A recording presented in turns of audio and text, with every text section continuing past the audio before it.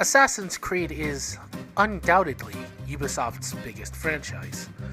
With 13 mainline entries spanning over 2,300 years of history, from ancient Greece to Victorian London, the series has taken us all over the globe with its Templars vs. Assassins narrative. However, the game I want to focus on for this video is Unity. Back when this game initially launched, it received mixed reviews, mostly because of its technical issues.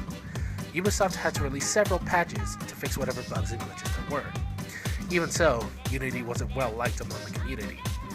But now, after 10 years, people are revisiting this game and even enjoying it. It makes you wonder, doesn't it? Perhaps with the power of hindsight and a new perspective, we can look at this game for what it is, instead of what it isn't. Before I talk about the story, I will disclaim that as of making this video, I have not finished the game.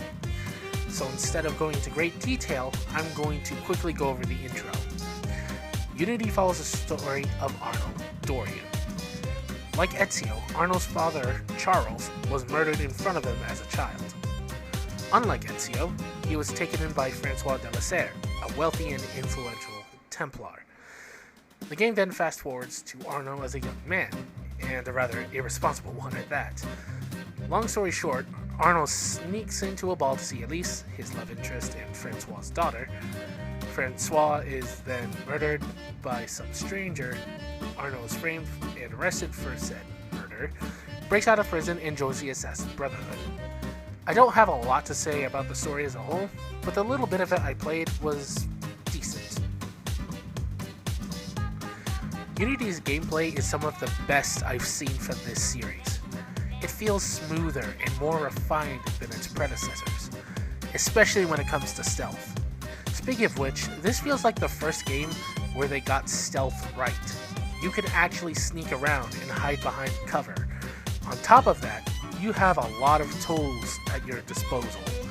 You have the Phantom Blade, which is like if the Hidden Blade and the crossbow had a baby. There's smoke bombs, cherry bombs, stun bombs, poison gas. You could do it all.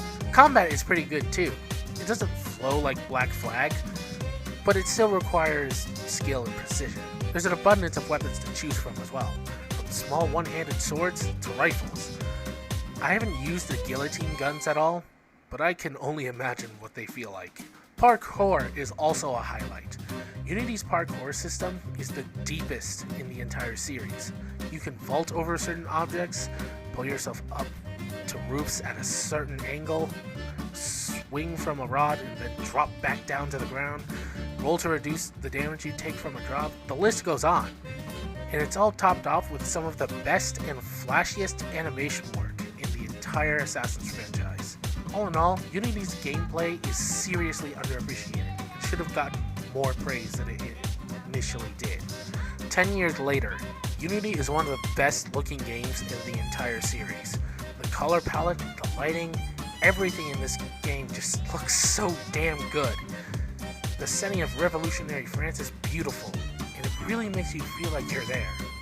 Assassin's Creed Unity, in my eyes, is far better than what most people gave it credit for back in 2014.